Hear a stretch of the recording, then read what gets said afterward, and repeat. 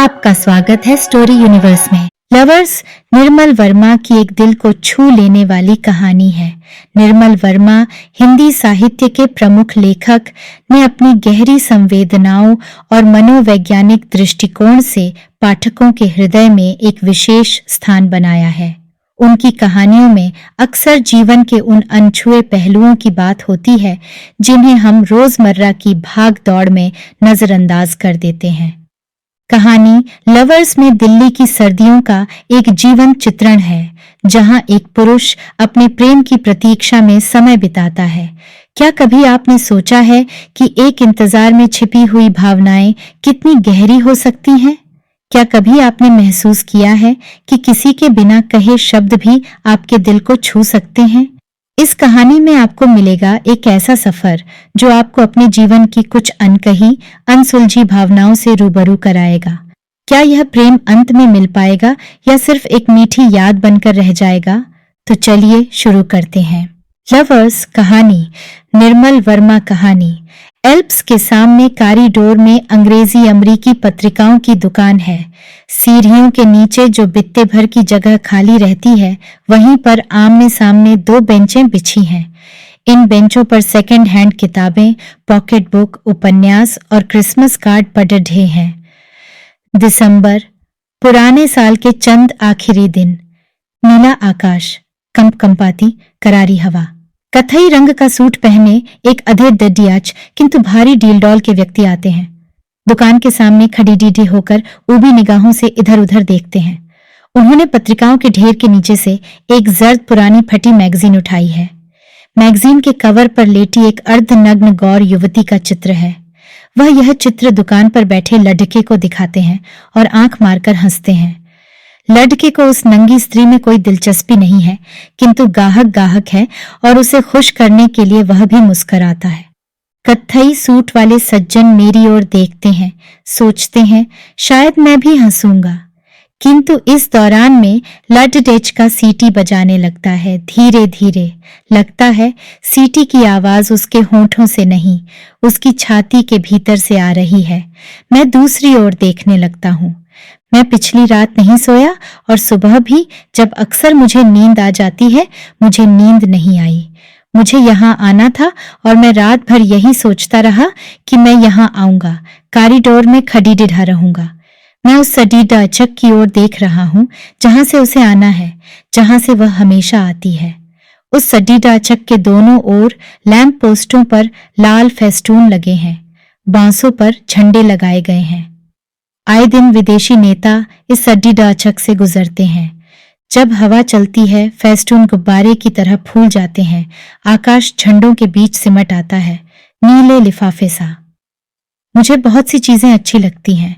जब रात को मुझे नींद नहीं आती तो मैं अक्सर एक एक करके इन चीजों को गिनता हूँ जो मुझे अच्छी लगती हैं, जैसे हवा में रंग बिरंगे झंडों का फरफराना, जैसे चुपचाप प्रतीक्षा करना।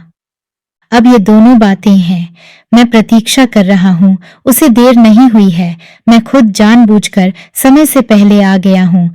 उसे ठीक समय पर आना अच्छा लगता है, न कुछ पहले न कुछ बाद में। इसीलिए मैं अक्सर ठीक समय से पहले आ जाता हूँ। मुझे प्रतीक्षा करना, देर तक प्रतीक्षा करते रहना अच्छा लगता है। धीरे धीरे समय पास सरक रहा है। एक ही जगह पर खड़ी डीढ़े रहना, एक ही दिशा में ताकते रहना, यह शायद ठीक नहीं है। लोगों का कौतूहल जाग उठता है।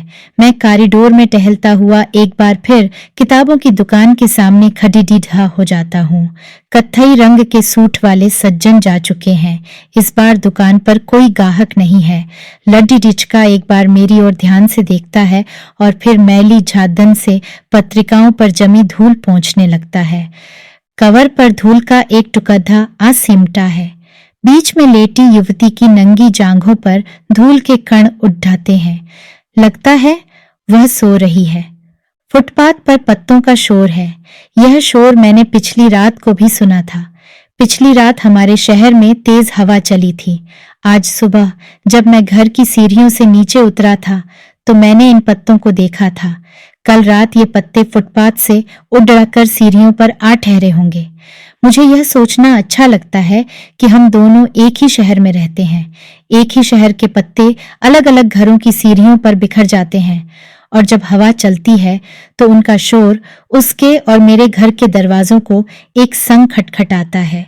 यह दिल्ली है और दिसंबर के दिन है और साल के आखिरी पत्ते कॉरिडोर में उड्डीडीएच रहे हैं। मैं कनॉट प्लेस के एक कॉरिडोर में खड़िड्डा हूँ और प्रतीक्षा कर रहा हूँ। वह आती होगी। मैं जानता था वह दिन आएगा जब मैं एल्प्स के सामने खड़िड्डा होकर प्रतीक्षा करूंगा। कल शाम उसका टेलीफोन आया था। कहा था कि वह आज सुबह एल्प्स के सामने मिलेगी। उसने कुछ और नहीं कहा था। उस पत्र का कोई जिक्र नहीं किया था जिसके लिए वह आज यहाँ आ रही है। मैं जानता था कि मेरे पत्र का उत्तर वह नहीं भेजेगी। वह लिख नहीं सकती। मैं लिख नहीं सकती। एक दिन उसने कहा था। उस दिन हम दोनों हुमायूं के मकबरे गए थे। वहां वह नंगे पांव घास पर चली थी। मुझे नंगे पांव घास पर चलना अच्छा लगता है, उसने कहा था। मैंने उसकी चप्पलें हाथ में पकड़ डीएच रखी थीं। उसने मना किया था। इट इज नॉट डन, उसने अंग्रेजी में कहा था। यह उसका प्रिय वाक्य है। जब कभी मैं उसे धीरे से अपने पास खींचने लगता हूँ तो वह अपने को बहुत हल्के से अलग कर देती है और कहती है, इट इज नॉट डन। मैंने उसकी चप्पलों को अपने रुमाल में बांध लिया था। रुमाल का एक सिरा उसने पकड़ा था, दूसरा मैंने। हम उस रुमाल को हिला रहे थे और चप्पलें बीच हवा में ऊपर नीचे झूलती थीं। मकबरे के पीछे पुराना टूटा फूटा टेरेस था। उसके आगे रेल की लाइन थी। बहुत दूर जमुना थी जो बहुत पास दिखती थी। उसके नंगे सांवले पैरों पर घास के भूरे तिनके और बजरी के दाने चिपक गए थे। मेरी ऐनक पर धूल जमा हो गई थी, लेकिन मैं रूमाल से उसको नहीं पहुंच सकता था क्योंकि रूमाल में चप्पलें बंधी थीं और उसके पांव अभी तक नंगे थे। तब मैंने उसकी उन्नाबी साधी के पल्ले से अपनी ऐनक के शीशे साफ किए थे। वह नीचे झुक आई थी और उसने धीरे से पूछा था, तुम यहाँ कभी पहले आए थे? हाँ, अपने दोस्तों के संग। क्या किया था? उसने मेरी ओर झपकती आंखों से देखा। दिन भर फ्लैश खेली थी, मैंने कहा। और क्या किया था? उसके स्वर में आग्रह था। शाम थी, वे गर्मी के दिन थे। तुम पीते हो? हाँ, मैंने कहा, पीता तो हूँ। किसी ने देखा नहीं? नहीं, अंधेरा होने पर पी थी और जाने से पहले बोतलें नीचे फेंक दी थी। नीचे कहाँ? टेरेस के नीचे। टेरेस के नीचे रेलवे लाइन है, जमुना है जो बहुत दूर है और बीच में पुराने किले के खंडहर हैं। बहुत शुरू का मौन है और सर्दियों की धूप है जो किले के भग्न झरोखों पर ठगी सी ठिठकी रह गई है। वह शुरू दिसंबर की शाम थी और हम हुमायूं के मकबरे के पीछे छोटे टेरेस पर बैठे थे। बाईं ओर पुराने किले के टूटे पत्थर थे, धूप में सोते से। सामने ऊबड़-खाबड़ मैदान था जिसे बाढ़ के दिनों में जमुना भिगो गई थी और जहां चूने सी सफेदी बिछल आई थी। जब वापस आने लगे तो वह सीढ़ियों पर उतरती हुई सहसा ठिठक गई। तुमने देखा? उसकी आंखें कहीं पर टिकी थीं। उधर हवा में उसकी निगाहों पर मेरी आंखें सिमट आई थीं। उसने हाथ से दूर एक पक्षी की ओर संकेत किया। वह मकबरे की एक मीनार पर बैठा था। वह चुपचाप निरीह आंखों से हमें देख रहा था। यह नीलकंठ है। तुमने कभी देखा है? उसने बहुत धीरे से कहा। नीलकंठ को देखना बड्ढा शुभ माना जाता है। क्या हम दोनों के लिए भी? मैं हंसने लगा। मेरी हंसी से शायद वह डर गया और अपने पंख फैलाकर गुंबद के परे उड्डी अच गया था। क्या हम दोनों के लिए भी? यह मैंने कहा नहीं, सिर्फ सोचा था। कुछ शब्द हैं जो मैंने आज तक नहीं कहे। पुराने सिक्कों की तरह वे जेब में पड़ी डढ़े रहते हैं। न उन्हें फेंक सकता हूं, न भुला पाता हूं। जब वह आई तो मैं उसके बारे में नहीं सोच रहा था। मैं क्रिकेट के बारे में, सिनेमा के पोस्टरों के बारे में और कुछ गंदे अश्लील शब्दों के बारे में सोच रहा था जो कुछ देर पहले मैंने पब्लिक लेबोरेटरी की दीवार पर पढ़े थे। ऐसा अक्सर होता है। प्रतीक्षा करते हुए मैं उस व्यक्ति को बिल्कुल भूल जाता हूँ जिसकी मैं प्रतीक्षा कर रहा हूँ। सामने जो पेड़ों की कतार है वह सिंधिया हाउस की क्रॉसिंग तक जाती है और वहां ट्रैफिक लाइट लाल से गुलाबी होती है और गुलाबी से हरी। जब वह आई तो मुझे कुछ भी पता नहीं चला था। मैं ट्रैफिक लाइट को देख रहा था और वह मेरे पास चली आई थी, बिल्कुल पास, बिल्कुल सामने। उसने काली शाल ओढ़ रखी है और उसके बाल सूखे हैं। उसके होंठों पर हल्की, बहुत ही हल्की लिपस्टिक है, जैसी वह अक्सर लगाती है। तुम क्या बहुत देर से खड़ी हो? उसने पूछा। मैं तुमसे पहले आ गया था। कब से इंतजार करते रहे हो? पिछले 1 हफ्ते से, मैंने कहा। वह हंस पड़ी। मेरा मतलब यह नहीं था। तुम यहाँ कब आए थे? मैं नहीं चाहता कि वह जाने कि मैं रात भर जागता रहा हूँ। मैं सिर्फ यह जानना चाहता हूँ कि उसने क्या निर्णय किया है। शायद मैं यह भी नहीं जानना चाहता। मैं सिर्फ उसे चाहता हूँ और यह मैं जानता हूँ। हम दोनों एल्प्स की तरफ बढ़ जाते हैं। दरवाजे पर खड़ा लड़का हमें सलाम करता है। वह दरवाजा खोलकर भीतर चली जाती है। मैं क्षण भर के लिए बाहर ठिठक जाता हूँ।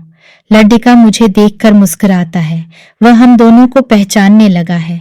उसने हम दोनों को कितनी बार यहाँ एक संग आते देखा है। एल्प्स के भीतर अंधेरा है या शायद अंधेरा नहीं है। हम बाहर से आए हैं, इसीलिए सब कुछ धुंधला सा लगता है। बाहर दिसंबर की मुलायम धूप है। जब कभी दरवाजा खुलता है, धूप का एक सांवला सा धब्बा खरगोश की तरह भागता हुआ घुस आता है और जब तक दरवाजा दोबारा बंद नहीं होता, वह पियानो के नीचे दुबका सा बैठा रहता है। आज अखबार में देखा? उसने पूछा। ना, मैंने सिर हिला दिया। शिमले में बर्फ गिरी है, तभी कल रात इतनी सर्दी थी। उसने कहा। मैं सारी खिड़कियां बंद करके सोई थी। कल रात मैं जागता रहा था, मैंने सोचा, और बाहर सूखे पत्तों का शोर होता रहा था। दिसंबर के दिनों में बहुत से पत्ते गिरते हैं, रात भर गिरते हैं। तुमने बर्फ देखी है निम्बी? उसने पूछा। हाँ, क्यों? सच? आश्चर्य से उसकी आंखें फैल गईं। तब मैं बहुत छोटा था, अब तो कुछ भी याद नहीं रहा, मैंने कहा। तुम अब भी छोटे लगते हो, उसने हंसकर कहा, जब तुम फुल स्लीव का स्वेटर पहनते हो। उसने अपना छोटा सा पर्स पास की खाली कुर्सी पर रख दिया और अपने दोनों हाथ शाल से बाहर निकाल लिए। वह मेरे स्वेटर को देख रही है, मैं उसके हाथों को। उसके दोनों हाथ मेज पर टिके हैं, लगता है जैसे वे उससे अलग हों। वे बहुत नर्वस हैं, आधे खुले हुए, आधे भिंचे हुए। लगता है वे किसी अदृश्य चीज को पकड़े हुए हैं। हम कोने में बैठे हैं, जहां वेटर ने हमें नहीं देखा है। सुबह इतनी जल्दी बहुत कम लोग यहाँ आते हैं। हमारे आसपास की मेज कुर्सियां खाली पड़ी हैं। डांसिंग फ्लोर के दोनों ओर लाल शेड से ढक लैंप जले हैं। दिन के समय इनसे अधिक रोशनी नहीं आती। जो रोशनी आती है वह सिर्फ इतनी ही कि आसपास का अंधेरा दिख सके। कुछ फासले पर डांसिंग फ्लोर की दाईं ओर जॉर्ज और उसकी फियांस ने मुझे देख लिया है और मुस्कुराते हुए हवा में हाथ हिलाया है। जॉर्ज एल्प्स का पुराना ड्रमर है।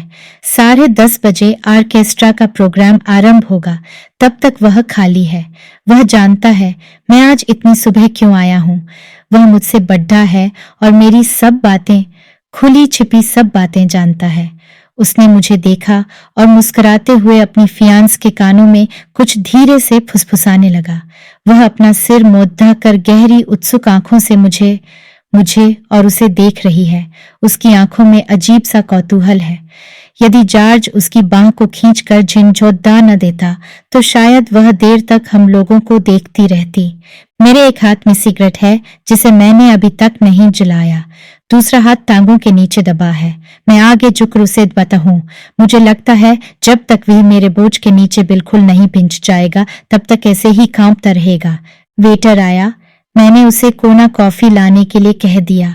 वह चुप बैठी रही, कुर्सी पर रखे अपने पर्स को देखती रही। मैंने सोचा था तुम फोन करोगी, मैंने कहा। उसने मेरी ओर देखा। उसकी आंखों में हल्का सा विस्मय था। तुम काफी अजीब बातें सोचते हो, उसने कहा। शायद यह गलत था, मैंने कहा। शायद तुम नाराज हो। पता नहीं, शायद हूं, उसने कहा। मैं हंसने लगा। क्यों? तुम हंसते क्यों हो? कुछ नहीं, मुझे कुछ याद आ गया। क्या याद आ गया? उसने पूछा। तुम्हारी बात, इट इज नॉट डन। उसका निचला होंठ धीरे से कांपा था, तितली सा, जो उड्डानने को होती है और फिर कुछ सोचकर बैठी रहती है। तुम उस दिन ठीक समय पर घर पहुंच गई थी। किस दिन? जब हम हुमायूं के मकबरे से लौटे थे ना। बस नहीं मिली, बहुत देर बाद स्कूटर लेना पड़ा। उस रात बद्धा अजीब सा लगा। कैसा अजीब सा? मैंने पूछा। देर तक नींद नहीं आई, उसने कहा। देर तक मैं उस नीलकंठ के बारे में सोचती रही जो हमने उस दिन देखा था मकबरे के गुंबद पर। नीलकंठ, मुझे वह शाम याद आती है। उस शाम हम पवेलियन के पीछे टेरेस पर बैठे थे। मेरे रूमाल में उसकी चप्पलें बंधी थीं और उसके पांव नंगे थे। घास पर चलने से वे गीले हो गए थे और उन पर बजरी के 2-4 लाल दाने चिपके रह गए थे। अब वह शाम बहुत दूर लगती है। उस शाम एक धुंधली सी आकांक्षा आई थी और मैं डर गया था। लगता है आज वह डर हम दोनों का है। गेंद की तरह कभी उसके पास जाता है, कभी मेरे पास। वह अपनी घबराहट को दबाने का प्रयत्न कर रही है, जिसे मैं नहीं देख रहा। मेज के नीचे कुर्सी पर भींचा मेरा हाथ कांप रहा है, जिसे वह नहीं देख सकती। हम केवल एक दूसरे की ओर देख सकते हैं और यह जानते हैं कि ये मरते वर्ष के कुछ आखिरी दिन हैं और बाहर दिसंबर के उन पीले पत्तों का शोर है जो दिल्ली की तमाम सड्डिचकों पर धीरे धीरे झर रहे हैं। मुझे लगता है जैसे मैं वह सब कुछ कह दूं जो मैं पिछले हफ्ते के दौरान में सडीडीएचएक पर चलते हुए, बस की प्रतीक्षा करते हुए, रात को सोने से पहले और सोते हुए पल छिन सोचता रहा हूं, अपने से कहता रहा हूं। मैं भूला नहीं हूं। कुछ चीजें हैं जो हमेशा साथ रहती हैं, उन्हें याद रखना नहीं होता। कुछ चीजें हैं जो खो जाती हैं, खो जाने में ही उनका अर्थ है, उन्हें भुलाना नहीं होता। वेटर आया और कोना कॉफी की बोतल से पहले उसके और फिर मेरे प्याले में कॉफी उठेल दी। हमारे सामने वाली मेज पर एक अंग्रेज युवती आकर बैठ गई। उसके संग एक छोटा सा लड्डचका है जो उसकी कुर्सी के पीछे खड्डा है। युवती का चेहरा मीनू के पीछे छिप गया। What will you have, Sunny? लड्डका पंजों के बल खड्डा हुआ, सिर झुकाकर मीनू को देख रहा है। लड्डके ने जुबान बाहर निकालकर बिल्ली की तरह नाक से कोट ढली। Oh shut up, won't you sit down? Dancing floor के पीछे जो कुर्सियां अभी तक खाली पडैडी थीं, वे धीरे धीरे भरने लगीं।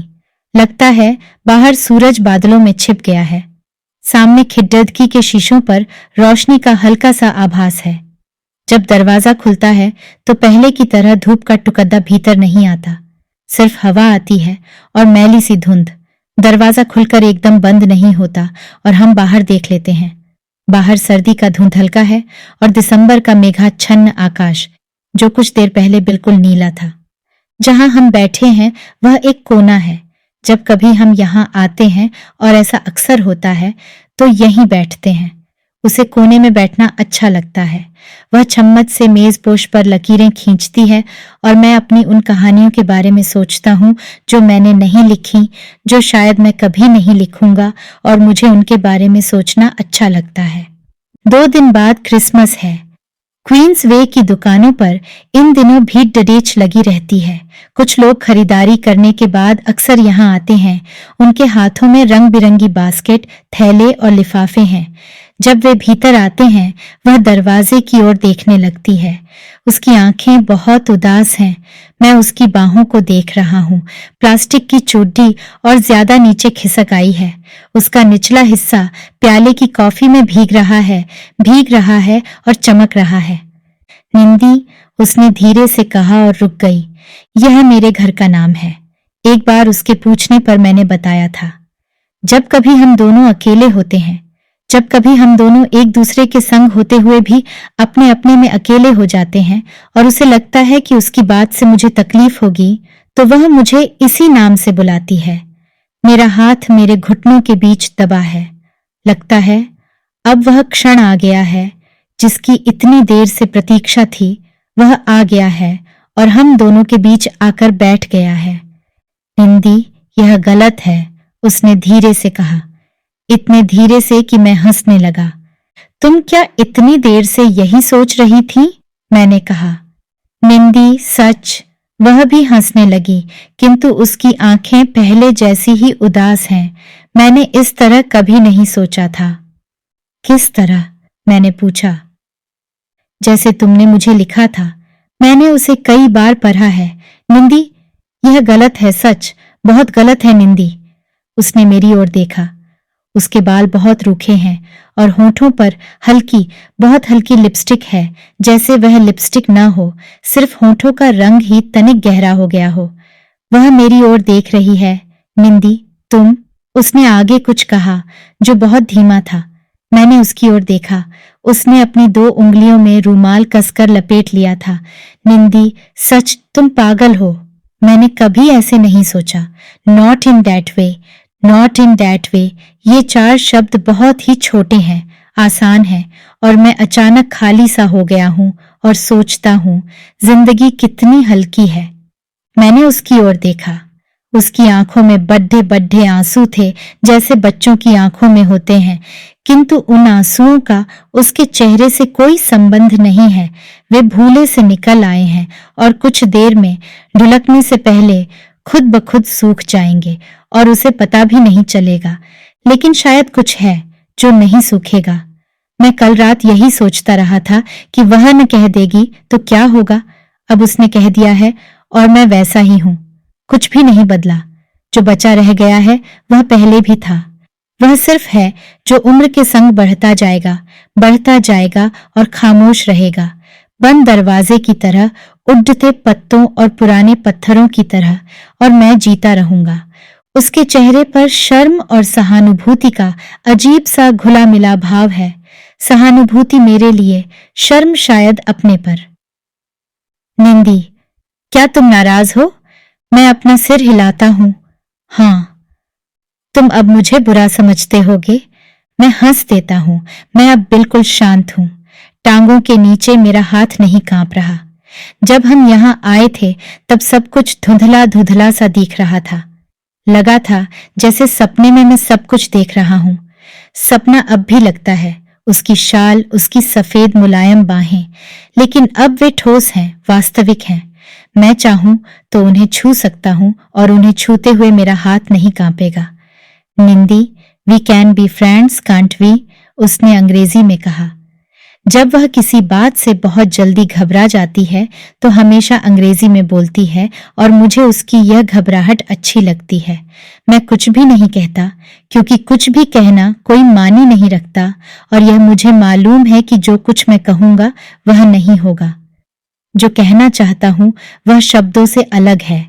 इसलिए 15-20 वर्ष बाद जब मैं दिसंबर की इस सुबह को याद करूंगा तो शब्दों के सहारे नहीं, याद करने पर बहुत सी बेकार, निरर्थक चीजें याद आएंगी, जैसे वह क्रिसमस के 2 दिन पहले की सुबह थी। हम एल्प्स में बैठे थे और बाहर दिसंबर के पीले पत्ते हवा में झरते रहे थे। क्योंकि यह कहानी नहीं है, ये कुछ ऐसी बातें हैं जिनकी कहानी कभी नहीं बनती। यही कारण है कि मैं बार बार मन ही मन दोहरा रहा हूं। ये वर्ष के अंतिम दिन हैं। बाहर दुकानों पर क्रिसमस और न्यू ईयर कार्ड बिक रहे हैं। यह दिल्ली है, हमारा शहर। बरसों से हम दोनों अलग अलग घरों में रहे हैं, किंतु आज की सुबह हम दोनों अपने अपने रास्तों से हटकर इस छोटे से कैफे में आ बैठे हैं, कुछ देर के लिए। कुछ देर बाद वह अपने घर जाएगी और मैं जॉर्ज के कमरे में चला जाऊंगा। सारी शाम पीता रहूंगा। सच निंदी, कांट वी बी फ्रेंड्स? उसके स्वर में भीगा सा आग्रह है। मैं मुस्कुराता हूं। मुझे एक लंबी सी जम्हाई आती है। मैं उसे दबाता नहीं। अब मैं बिना शर्म महसूस किए उससे कह सकता हूं कि कल सारी रात मैं जागता रहा था। क्या सोच रहे हो? उसने पूछा। बर्फ के बारे में। मैंने कहा, तुमने कहा था कि शिमले में कल बर्फ गिरी थी।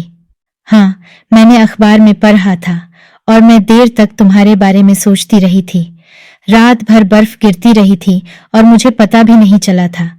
इसीलिए कल रात इतनी सर्दी थी।